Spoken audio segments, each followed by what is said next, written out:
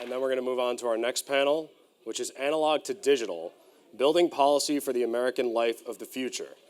Now, this panel is being done in conjunction with the Congressional Tech Staff Association. That's more than 200 House and Senate staff that join together to tackle some of the tech issues that their constituents and the bosses care about.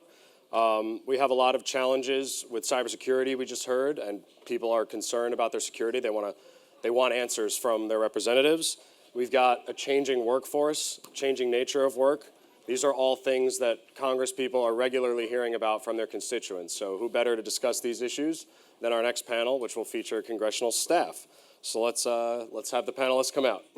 So let's get to it. I'm going to introduce the panel. We've got Nick Lyserson, Legislative Director for the Office of Representative James Langevin, that's Rhode Island's 2nd District. We've got Sam Love, Legislative Assistant for Senator Cory Gardner from Colorado. And then we've got Mike Flynn, Counsel for the House Committee on Oversight and Government Reform, and he's also the Director of External Affairs at the Congressional Tech Staff Association. Gentlemen, thanks for joining. Thanks. So staffers are increasingly thinking about how technological change is affecting the American life and how you can, what government can do to better prepare for these challenges and what you're hearing from your constituents. But to start this off with a softball, Mike and Nick, why did you found the Congressional Tech Staff Association? What inspired you to take on this effort that has grown to 200 House and Senate staffers working together on tech policy? So I'm Mike Flynn, no relation. And about 2 years ago, a number of us got together and just wanted to be more engaged on tech policy. And it started with about 35 or 45 primarily House staffers. But as we started to do events, as we started to do roundtables and happy hours, we've grown now to as Evan said, over 200 staffers, bicameral, bipartisan. So at this point, our board of directors is fairly representative of the spectrum of ideas you could see on the Hill, both Republicans and Democrats. And it really has been an amazing journey to this point, primarily because we've been so successful and people have been so interested not only in joining, but a lot of companies have come out and shown an interest in having our members at events and having our members speak at this event. Thank you for that. So that's really the impetus. Sam? Did he steal your answer? No, I want to Nick here, actually, so yeah. Okay, so I think Mike's entirely correct. Thank you, Evan. Thank you, TechFreedom. Thank you, Austin, for having us here today. When we were looking at CTSA, there is a lot of interest in tech policy on the Hill, but there are not a lot of people necessarily coming straight from tech backgrounds to Congress to do policymaking. And one of the things that I found very useful when I first got to the Hill was, finding some mentors that knew tech policy and could help me figure out how to deal with I actually have a technical background, but integrate that into the policymaking side. And I think that the same is true for people that may be coming with a policy background, have a public policy or a political science degree, and want to learn some more of the fundamental tech that's underlying the policies that they're making. And so CTSA is designed to be kind of a forum to get like-minded staffers together to better connect the tech that's underlying the policies that we're making and that we're very interested about with what's actually happening on the Hill. And I think it's been very effective thanks to people like Mike on the executive board in doing just that. Quick aside, thank you for all who've been active on social media. Our hashtag is B2TF Summit. It's actually trending in DC right now, so nerd power. Congratulations to all of you. Keep tweeting, and of course we do have a Snapchat filter because also nerd power, so use that and send it to your friends and family.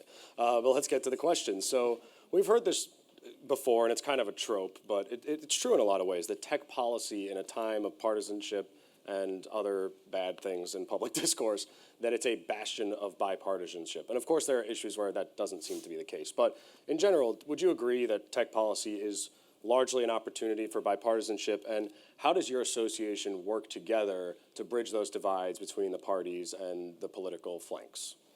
So at least CTSA, that question is entirely geared towards CTSA. That's why we founded the organization in many respects, because it can be a safe space, for lack of a better phrase, to talk about tech and to, as Nick indicated, fill that knowledge gap in a way where we can get ahead of any kind of partisan politics that might get involved in an issue. And so it's not only the safe space to have a conversation with folks from industry, but with other staffers. So it's an engagement outside and inside, so we can start educating ourselves, but also figuring out what other people are thinking about things, so that we can maybe get ahead of the curve on public policy issues. You know, it's been fairly successful at this point, though as we're growing, we're finding that maybe we have more of a role to influence not the policy issues or debates that are going on right now, but maybe the debates that are going on 2-3 years from now. Let's start talking about artificial intelligence and machine learning, get staffers knowledgeable about those subjects and talking about it now, so we can get ahead of the curve, but also maybe we can fill in that knowledge gap, as been discussed a good bit today, between the folks that actually know, the experts, the industry folks, and the members who, it has been indicated, don't always have the best knowledge of these issues.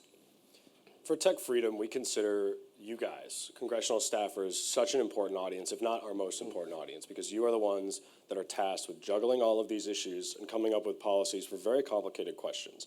But you might not have all the resources that you'd like, and there's a debate to be had about funding these offices and hiring more staff, but it is what it is, and it can be tough to juggle. I got an email from a staffer once that said, "I'd love to talk about telecom. It's one of 15 issues that I cover." It's like, that's crazy, right? So how are you going to do all that? But of course, we have civil society, we have industry in the room here, and we want to make your lives easier. How can we do that? What are we doing right? What are we doing wrong? And are you getting what you need from groups like mine and others represented in the room to make your life easier, given the challenges you face with all of these issues? And feel free to take any of you can take the question. So I definitely, Sam Law from Senator Gardner's office, and thanks again for having me here and having us here. I would say that, I generally do believe that you all at TechFreedom and others in civil society are doing a great job of providing us resources when we need them. I think from our perspective, at least in my office, what's most important is hearing from the people in our state. I mean, that's why we're here in Congress, is we are serving people in our state. So from a personal office perspective, and perhaps Mike could give a different perspective from committee staff level, but certainly from a personal office perspective, making sure that you're mobilizing constituents within our states to our offices, making sure that we're hearing from people on the ground, making sure that you're making the connections for us with companies that might be headquartered in our states. Those are all things that are most important to us, at least in my office, from my perspective. I think there's generally a good job done on that front, though I do think that sometimes these debates can be it might be better to you might work more on the state aspect side of things rather than keeping too national of a focus. So that's interesting, and we've definitely become more interested in state policy as our organization has grown. Now, what are you guys hearing from your constituents about? Because some of the people in tech policy, we get frustrated that our issues don't always gather national attention. They're not necessarily kitchen table issues, and it takes something bad happening, like an attack or like a dilemma over encryption, and then there's a big fuss, and then it goes away, and it's just a cyclical thing, and people are not necessarily learning a lot about it. But to the extent that you're getting complaints, concerns, inquiries from your constituents, what is it about? Is it cybersecurity? Is it privacy? What do your constituents care about? healthcare. So aside from healthcare, do they ever talk about tech policy? I think you're generally right in terms of the tech ideas that we generally hear in our offices.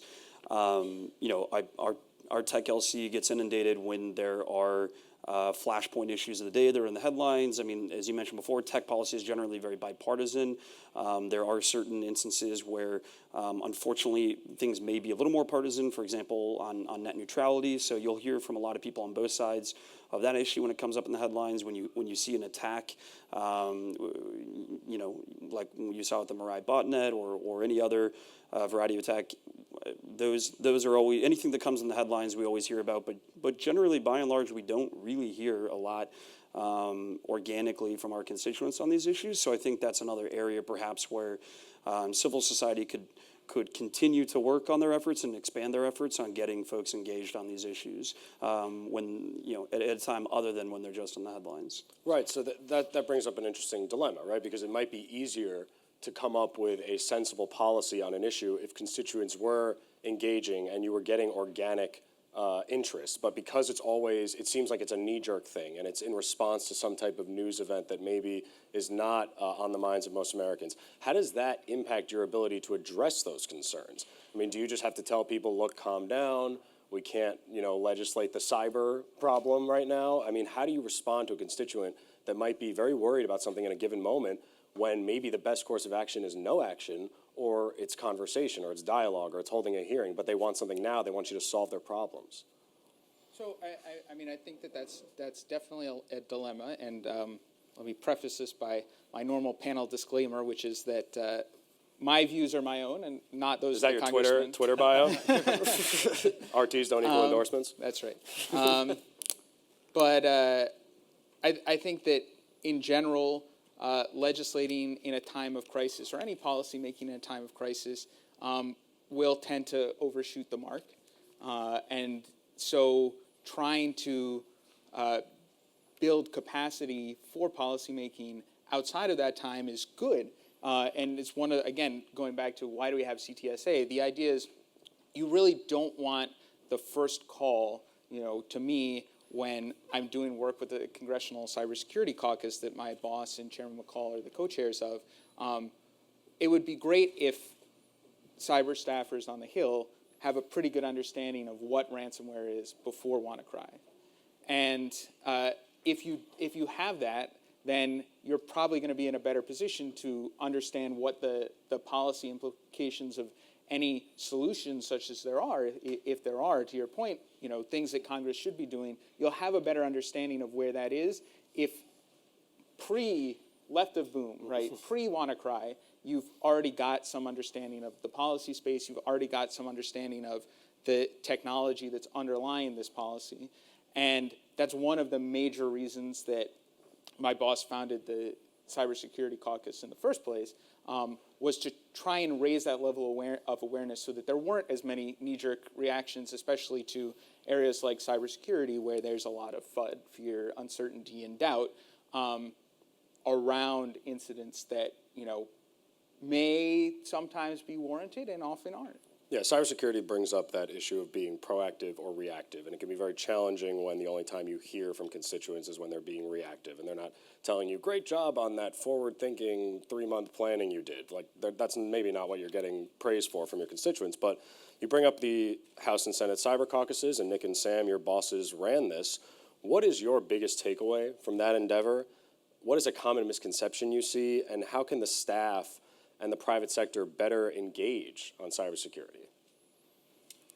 So, Senator Gardner and Senator Warner founded the Senate Cybersecurity Caucus last Congress. We looked to the great work that our colleagues in the House did under Congressman Langevin and Congressman McCall, and we were wondering why there wasn't a Senate Cybersecurity Caucus. And then I looked at my boss's silver gray hair and thought he's one of the youngest members of the Senate, and had my answer.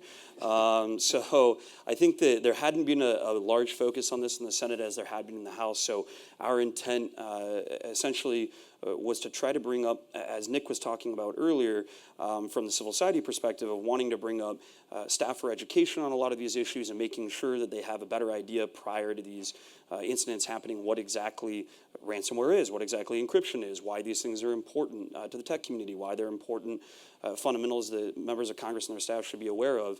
Our idea in setting up the caucus was to provide some forum where we could educate folks about these issues and keep them at the tops of people's minds outside of the day-to-day headlines. So I think one of the biggest takeaways, Nick mentioned that he does have a technical background. I don't know if Mike does. I do not have a technical background at all in computer science or any of these issues. So it was a learning experience for me as well to try to figure out how to approach a lot of these really big issues that I hadn't really studied before. So I think my biggest takeaway is that there really is a real dearth of knowledge on some of these issues at a staff level, and we want to figure out how we can improve those and improve that and how we can move forward. So that was the fundamental idea and intent behind the caucus and why we started. So, Nick? So at least one thing that's been hit on a little bit in the last 2 questions or so that is very relevant to actually my day job on the House Oversight Committee is that if the first time you're talking to me is when you've been breached, you are in trouble. And it's usually because you're afraid that there might be hearings, there might be public exposure to something, and who knows how that could impact litigation. And to folks that have come in and talked to us, I won't name any companies, we've constantly said to them, this is why you need to have regular engagement with Congress about these kinds of issues. That the more you're talking to us about the precautions you're taking, the more you come up and you bring, and I think Nick might agree with this anyway, your CIOs and your CISOs up, the more you're giving us your technical people, the better this conversation is going to be. Because if it's filtered, we've learned enough at this point. I lost a year of my life to the OPM data breach. I've learned enough about it because I don't have a technical background that I can ask pretty good questions. So unless I get somebody with pretty good answers, it's just going to frustrate my boss. It's not going to frustrate me. If I have to go back to my boss and I don't have good answers, that's when things start to go wrong. And when things go off the rails or things get moving on a member level, that's when the train gets harder and harder to stop. Especially if you've been doing the right things, and maybe not everybody knows that. It can get hard to pull things back. And I couldn't agree more with the idea that bringing security researchers to the table, bringing people with technical skills to the table when you come to the Hill is incredibly important because, we don't want to frustrate Mike's boss, absolutely. And it's a perspective that we don't necessarily get all of the time. So one of the things, for instance, that my boss worked on with, there's a great hearing between Homeland Security and Oversight and Government Reform on cybersecurity controls in the Wassenaar arrangement, so export controls for cybersecurity tools. And, the security research community, academics, people that do this for a living, were out way ahead of industry in terms of figuring out it was a problem. Eventually, lots of people figured out that it was a problem and that we needed to do something government-wide to kind of address the fact that export controls on intrusion software is probably not the best idea.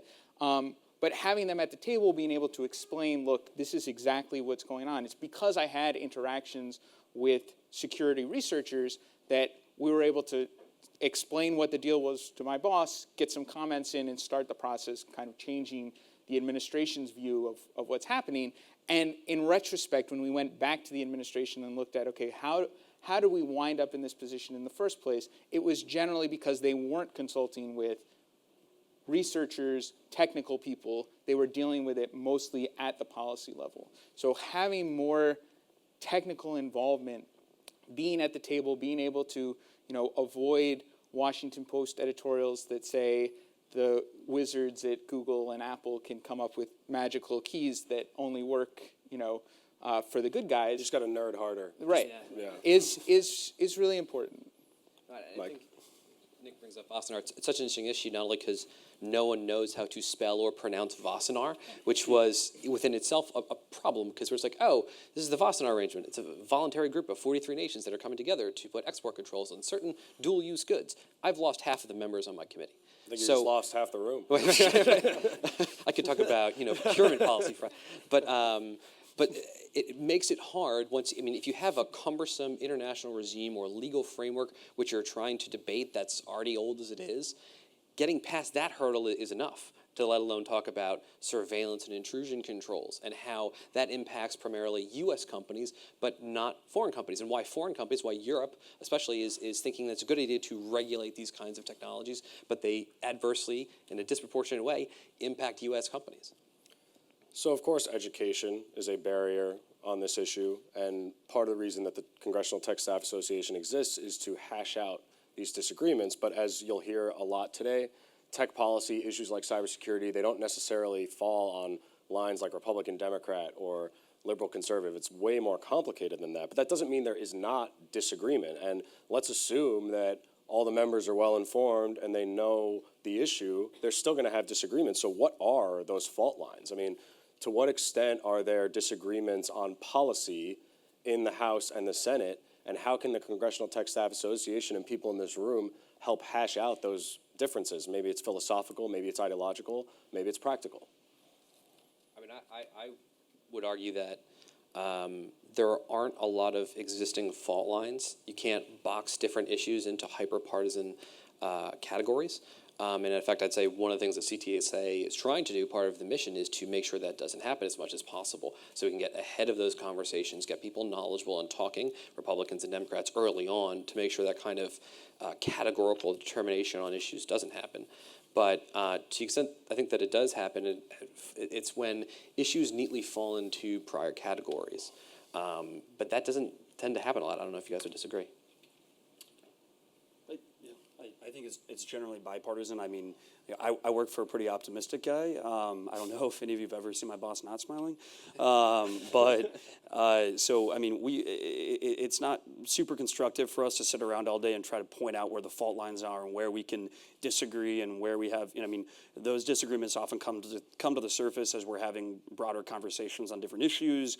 But to CTSA's or to Mike's point about CTSA and trying to bring people together where we can avoid that sort of discussion. I mean, it's sort of the refreshing thing about being in at least the tech and telecom space compared to some of our colleagues on the Hill who work in more contentious areas. So. What, like healthcare or something like that? No, not talking healthcare today.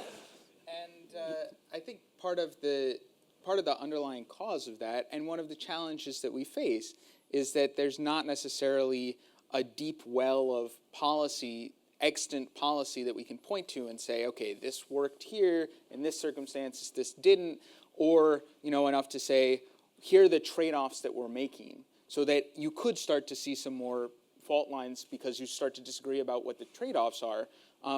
This is a lot of green policy space, and as such, we're learning a lot from each other, and that I think is the bigger challenge that I think I face on a daily basis, at least, is trying to figure out how to apply existing policy levers to problems in cybersecurity. Or, if you look at Wassenaar, a case where you took an existing policy lever that grew out of a Cold War export control agreement and then realized that, in retrospect, that was not the right policy lever to use. That was something where we're like, okay, we're going to pigeonhole this tech cybersecurity problem into this old framework and hope that it works, and it didn't.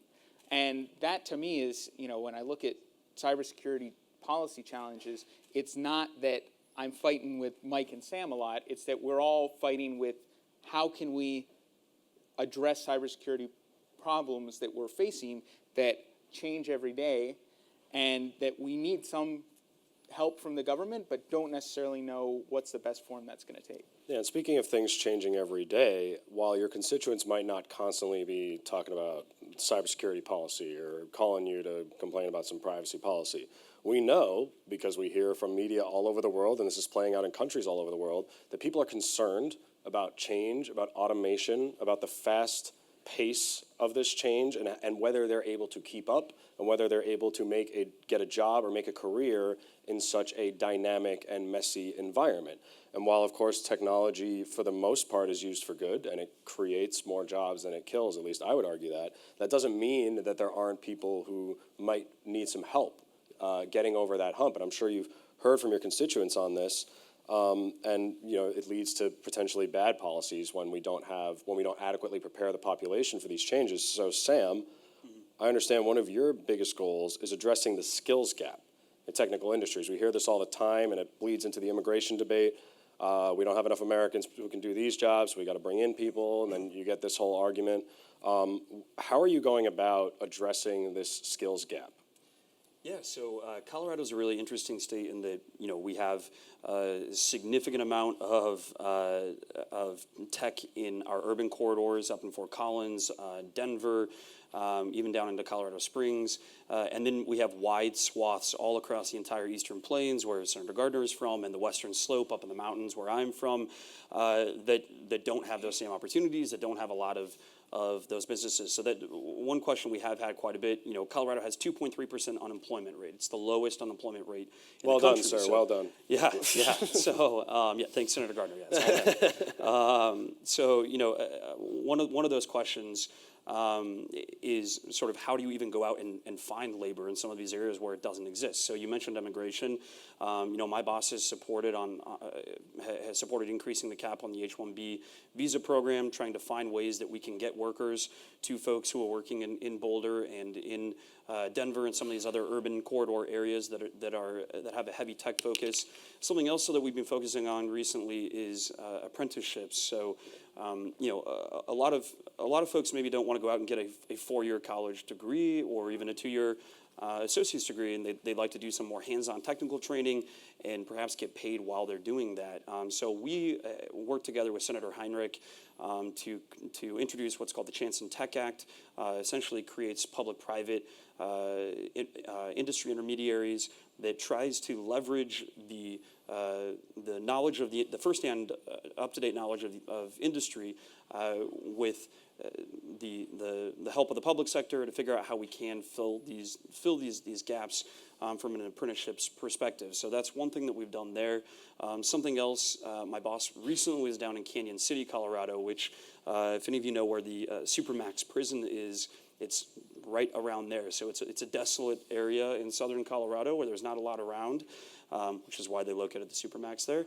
But they surprisingly have really fantastic infrastructure down there for internet and some Silicon Valley folks who've relocated out from California down to Canyon City. And they are kind of coming up with this creative idea of trying to figure out how to attract, given that pay is a bit lower down in Canyon City than it is in Boulder, how they can attract some of these companies from Colorado's urban corridor to perhaps outsource, is perhaps the wrong word, but insource within Colorado their jobs from Boulder and Denver down into Canyon City, where they can take advantage of the infrastructure they've built down there in a relatively rural area, but perhaps with a little bit lower costs and overhead to those companies than they'd otherwise face in Boulder. So we're looking at a variety of different options about how we can fix this, whether it be through apprenticeships, immigration, or trying to leverage some of the infrastructure we've had built out in Colorado and rural areas. And those are great examples of how you're adapting to the changing environment and to the changing nature of work. And we are looking at a world where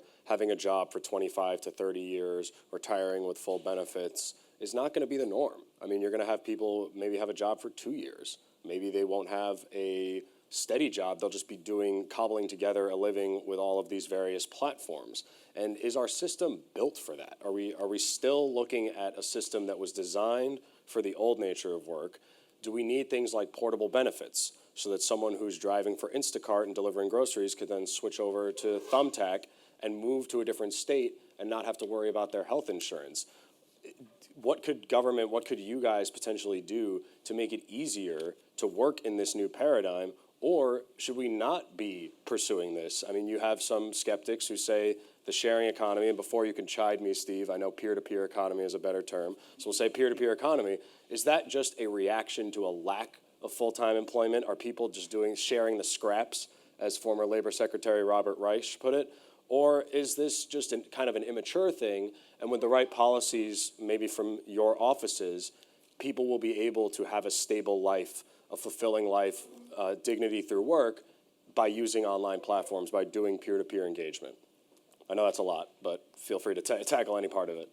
Well, at least I can only answer from a CTSA perspective, really, which is that this has come up a number of times during our roundtables. What do we do with a staffer stood up at one of our roundtables and said, I have a huge trucking industry in my boss's district, and autonomous vehicles do not seem like they're that far off. What do we do about that?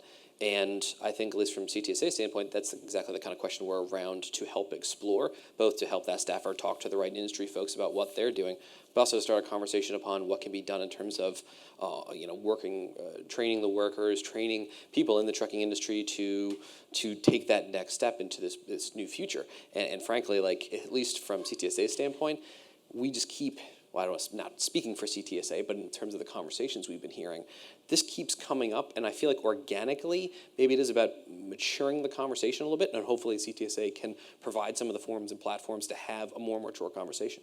Is anyone in Congress even talking about portable benefits? Is anyone going to be legislating on that anytime soon? Or is it just too touchy right now? There's a lot of controversy around the peer-to-peer economy, and a lot of the headlines don't really have anything to do with policy. It's more just about companies behaving badly or nuisance laws running up against Airbnb and the taxi industry, and that's all, that's legacy industries fighting new industries, but that's not necessarily a policy discussion about how to make sure that someone using peer-to-peer platforms can have health care. Are there leaders in Congress? Do you see this as a topic that we're going to see this year? Well, that's great. Maybe next year when we do our second summit. All right, so getting back to encryption and having policy discussions that are valuable, Mike, your office did a hearing on IT and just encryption, and it was lauded as one of the best on the topic. And rarely do we have a government discussion on encryption being praised for being so thoughtful. So how did you pull this off? And what can we learn from that? And can we take those lessons and use them in issues like the peer-to-peer economy or other tough issues like cybersecurity? It's very nice of you to say. Anytime you end up on John Oliver, you're doing okay. But honestly, I don't know that there was a ton of secret sauce to it. We were arguably somewhat first to market on the issue last Congress. Chairman Hurd and Chairman Chaffetz were a bit forward-thinking and saw the encryption conversation coming down the road prior to San Bernardino and the Apple versus FBI conversation. And so we were able to put a balanced panel up with witnesses from the FBI, from local law enforcement, on the same panel with industry folks, experts in encryption, and have an honest debate. I mean, if you have good panelists, a good issue, and good members, that's all you need. I mean, that doesn't always happen, and in fact, I'd say maybe rarely happens, but it's not like I think when you approach tech issues, you need to take some kind of new rubric to handle it. It's just a matter of, I mean, again, going back to CTSA, maybe the best thing you do from a staffer's perspective is to identify issues as early as possible so you can be first to market, so you can take them on before they get partisan and people start to draw lines around them. Another interesting dynamic we've seen is that a cybersecurity law or some piece of legislation might get passed, and that might be the best policy ever, and because of your valuable hearings and people sitting down and CTSA shepherding a good bill to a presidential signature, we've got a great policy. Our work is done, except not, because there is potentially a disconnect between enacting a policy, however good it may be, and implementing it. And do you have any examples where we found the right policy or an okay policy and everyone kind of, said, we're done, good job, and then we just didn't implement it properly? To what extent is there that disconnect, and how do we connect it? So I think that, I don't know if this is an example of something where it didn't work, but I think that if you look at potentially the largest piece of cybersecurity legislation in the past decade plus, basically since the creation of the Department of Homeland Security, the Cybersecurity Act of 2015, which was also known as CISA, information sharing, included in the 2016 omnibus. That is a bill that we're still implementing. And, I think that it took 7-ish years to pass Congress. And it's a good bill, and it has a lot of important protections for companies that wish to share information both among industry, private to private sharing, private to government sharing, and government to private sharing. And it also has additional protections for taking measures on your network to monitor what may be happening. The bill, I think, is pretty solid, but implementation, I mean, I also don't feel like we've seen a sea change in the information sharing landscape, threat indicator sharing landscape since June of last year, when DHS released the final guidance on here's the privacy controls you need, here are the MOUs that you need. And that's something that I think Congress absolutely has a responsibility to look and say, it could be on us. We may think that it's a great bill, and maybe there are material problems with it that we need to fix. Maybe there's problems with DHS's implementation. Maybe there's problems with industry. I mean, these are voluntary measures that industry said, look, we really want you to have, or we really want to have the protections so that we can share voluntarily. But if we give you the protections and then you're not sharing voluntarily, it's like, okay, well, what are we trying to achieve, right? And these are the questions that I think absolutely it's the responsibility of Congress to ask and continue to look at. And, I mean, we have someone from oversight, so I'll let him answer. But this is a key part of Congress's role. We can't just walk away and say, oh, yep, past that, we're done. But it's also not something that I don't think anyone, on the Homeland Security Committee today is ready to say, yep, we're done with cybersecurity having passed the Cybersecurity Act of 2015. I think that's 100% right. I'm also loving this because I got to throw this back at you in 2 seconds. But certainly we have an obligation on an oversight committee to watch the implementation of all statutes. The Cybersecurity Act is among them. It's information sharing as a regime is so new. As that starts to get stood up, we're watching it, which is how I'm going to throw it back to you. Because one of the things that we keep hearing about, and I know you love to discuss, is the vulnerabilities equities process, which Harley Geiger brought up on the last panel. And one thing we started to talk about is how do you go about encouraging that trust? Now that you have a legal protection as a company, what is going to incentivize you to share the threat indicators that actually make that relationship fruitful? And one of the issues that has come up in saying, hey, what would make us feel better as the private sector is if there's some kind of transparency, if we knew how the government was maintaining, keeping, and disclosing vulnerabilities that it bought, it discovered, etc. So to your point, I think, yes, we're going to do some oversight here. We're going to follow the implementation piece, but as we do that implementation, we're starting to get questions that lead us to potentially new forms of legislative avenues, because Mr. Liu and Mr. Farenthold have partnered on the Patch Act, which would codify the VEP process as we've known it to create the kind of transparency and regime that maybe we need to start encouraging the kind of trust so that people can start sharing. Well, you guys must be not be lawyers because we have so much time left for questions. But I guess we'll go ahead and open it up for the floor if anyone would like to ask anything. I think we got one over here.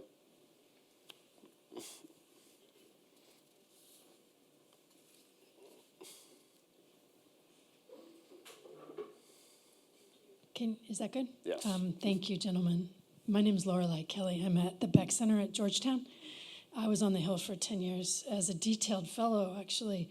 And I totally appreciate the kind of continuing education you're doing with the informal caucuses and working groups, because we did a lot of that, especially after the Office of Technology Assessment was eliminated, and there just became so much less capacity for dealing with complex policy. And in fact, Congress was working at 45% of the capacity it had in the 70s on policy expertise. My question for you, though, is a field of dreams, hopeful scenario. We have a new Librarian of Congress. She is technology friendly. And Congress, the library now has a Chief Information Officer. He comes from DOD, which is interesting, because they often have far bigger budgets than civilian agencies for situational awareness and technology. What is your dream for this new Librarian of Congress to create for Congress to use in terms of restoring its technology capacity? Would it be bringing in a lot of fellows like the White House has done? Would it be the sort of world's best public serving data fusion center? What would it be, a hacker lab on the first floor, like the Brazilian parliament? So just go crazy. Tell us your dreams. Well, at least as it relates to how Congress goes about accessing technological expertise, OTA, Office of Technology Assessment, was something that's starting to get a little bit more steam. It was discussed a good bit last Congress, and maybe kind of incentivized GAO to step up. They did an assessment of the Internet of Things and kind of where that technology will potentially play a role.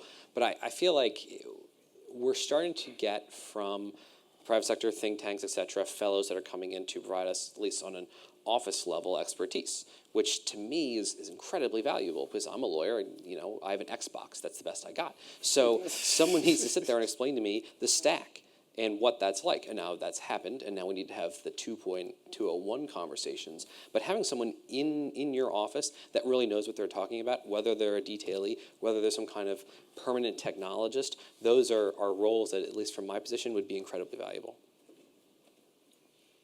Absolutely. I will plug a bit. Mr. Foster has an amendment to the appropriations bill that's on the floor this week in the House to reconstitute OTA. My boss, co-sponsor of that amendment. We'd love to see OTA come back, but outside of that, I think that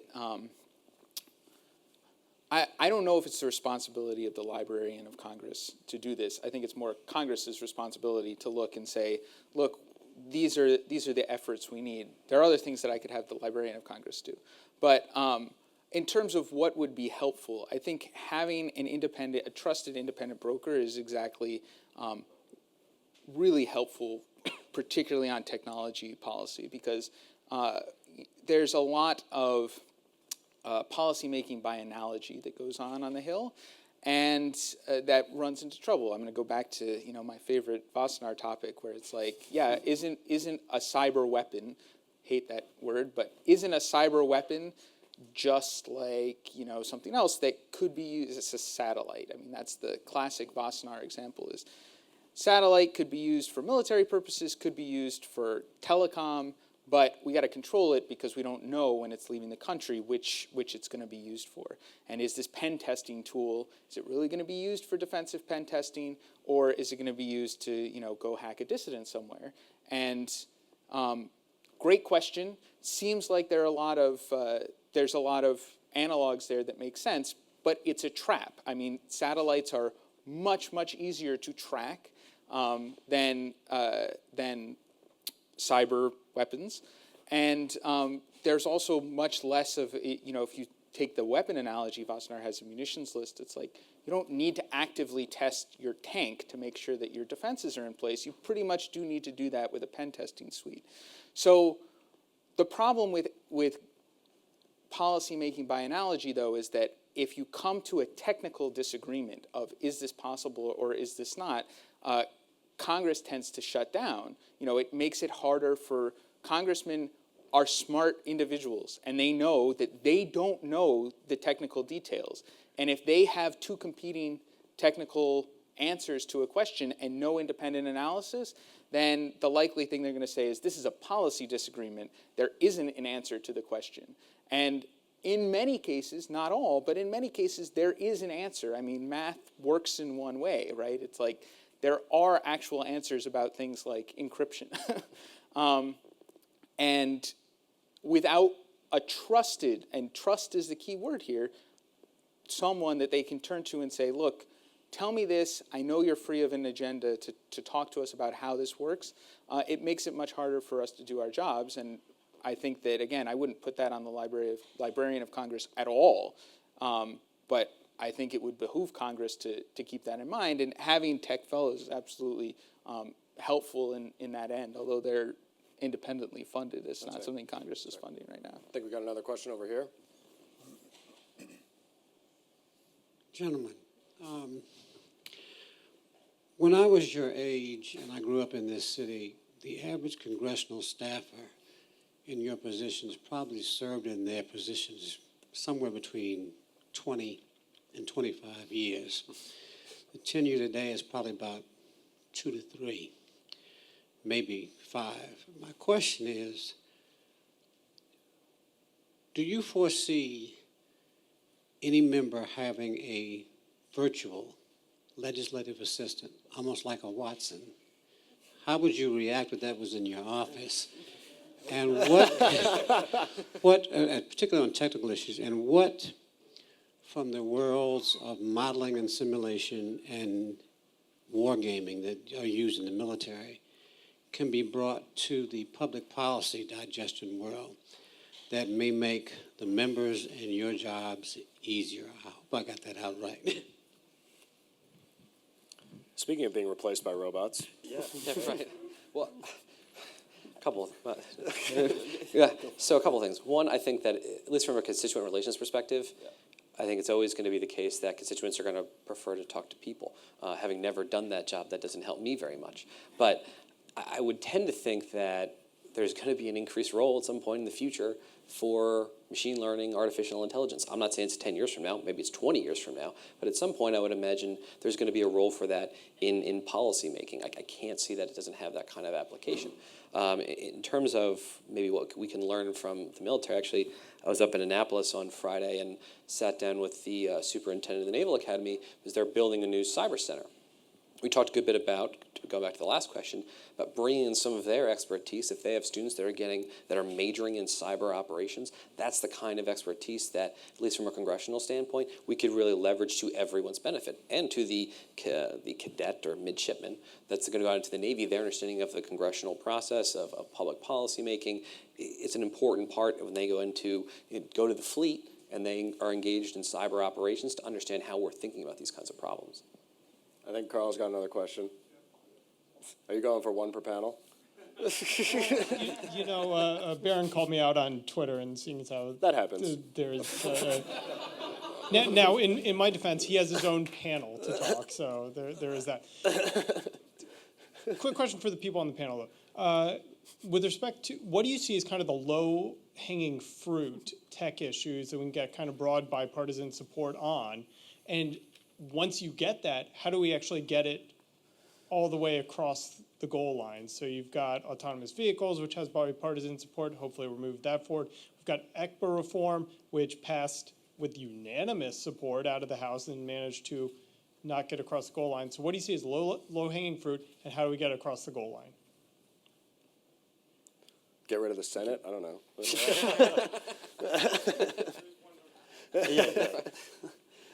I mean, I think you touched on a couple of them there. I think, as Mike was saying, and as Nick had talked earlier, I think about CTSA continuing to focus on workforce issues. I think that workforce issues are an area where people can come together on, and we can figure out ways forward on some of those issues. I mean, we introduced a bill with Senator Warner over in the Senate, and had a House companion with Congressman Kilmer and Congresswoman Comstock over in the House that was on providing states and localities cybersecurity-related grants to invest in training and the like. So those are some bipartisan ideas that, I think there are potential paths forward in terms of how you get there. For the grant aspect, obviously, want to find ways that, from a funding perspective, those things can work. But I think, those are some of some basic low-hanging fruit things I think that are out there that people are discussing now. So. Yeah, I'll plug Mike's bill so he doesn't have to.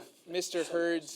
Hurd's MGT Act to update government legacy government IT systems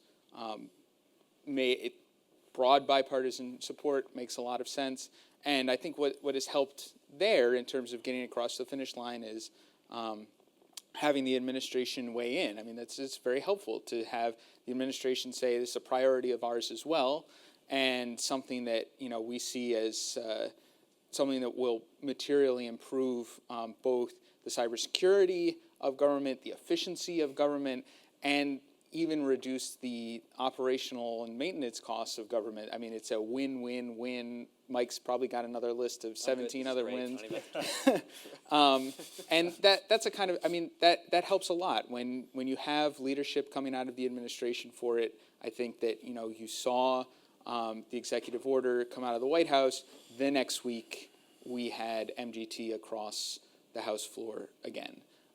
So having advocates like Mr. Hurd in the House, really important, but also having folks in the administration that can point to and say, look, this is something that we support, that's a huge benefit as well.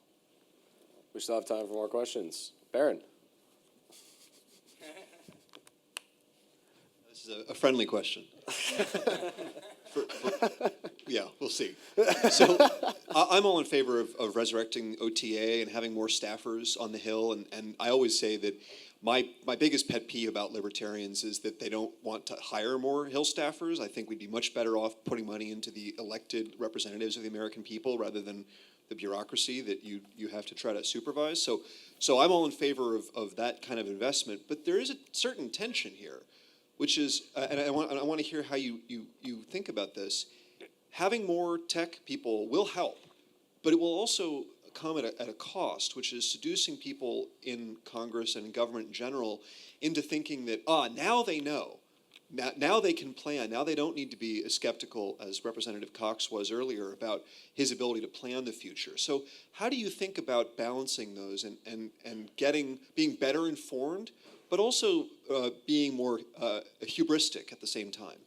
So I don't think that they're in conflict at all. I mean, one of the main goals of when people ask me, what do you do as the Cybersecurity Caucus? The first thing I say is I try and make sure that staffers leave one of the briefings that, my boss and Chairman McCall have helped plan and are better able to ask skeptical questions. Like, that is the first number one thing when people say, what does the Cybersecurity Caucus do? I say, I want to make sure that every person who comes to one of the briefings that we host walks away better able to ask skeptical questions of the information that they're presented with. And in my experience with the security research community, they're very curious individuals in general. It's one of the things that, I look and say, this is one of the few traits that ties them together. Is they tend to be very curious, and they tend to want to break things because they're like, yeah, I'm skeptical of that claim that this is secure. So I think that having more people with tech backgrounds and having more tech experience is going to lead to more skepticism of the information that's being brought to the Hill, and I think that's a great thing. It's one of the reasons that I try and go out and encourage people. I mean, I think that a lot of folks in the tech community don't necessarily look at Congress and say, there's a place for me there. I know that in my computer science department, everyone was giving me kind of the hairy eyeball when I was like, yeah, I think I'm going to go to Congress after I graduate instead of going to work for Google or Amazon or go get my PhD in computer science. And that's one of the things that I really hope for CTSA, take us back to the beginning, is I really hope that this gives an outlet so that people in the tech community with a tech background can look and say, we want you to come to Congress. We want you to help make policy. We want you to ask tough questions. And having more people like that, I think, will increase skepticism. I don't think it's gonna cause people to think, oh, and now we have all the solutions. I think that's so right. But of course, also, as long as there are lawyers, there will be skepticism. So, especially So unfortunate. Yeah, right. As a lawyer, I can say that. But I tend to think that Nick is 100% right. The more people know, the more and better questions they can ask. And that's not just on a staff level, it's 100% on a member level. The more exposed they are to different cybersecurity issues and problems, and this is something we saw as we were moving our way through the data breach at OPM. As we were investigating and explaining to members, this is what two-factor authentication is. Every individual discrete issue is explainable. The problem is we've got 100 of these issues at any one time. So we're having to pick and choose which ones they learn about. But now that we've gotten members to learn about that particular issue, this is like the first question they ask us for the hearings now. Well, how's an agency's two-factor authentication? And we can tell them. And they know what it means. And now we can move on to something else. Well, they have a really flat architecture. Okay, let's explain what that is. So the more people know, the better questions, the better policy I think you're going to have. So quick plugs, because that hits on exactly something we're doing tomorrow, Wednesday at noon. Tomorrow, that's Wednesday. Part 3 of Nuts and Bolts. It's an educational series with TechFreedom, Engine Advocacy, the Charles Koch Institute. Thank you, Jesse. And the Congressional Tech Staff Association. This is part 3, but even if you skipped 1 and 2, you can still learn something. And we're trying to teach staff about encryption so that they can ask better questions. And this is not just a theory. This is something that you can do, and we're working on it. And we're going to have a lot more of these events. So check that out. Any other upcoming CTSA events, plugs? You took my plug.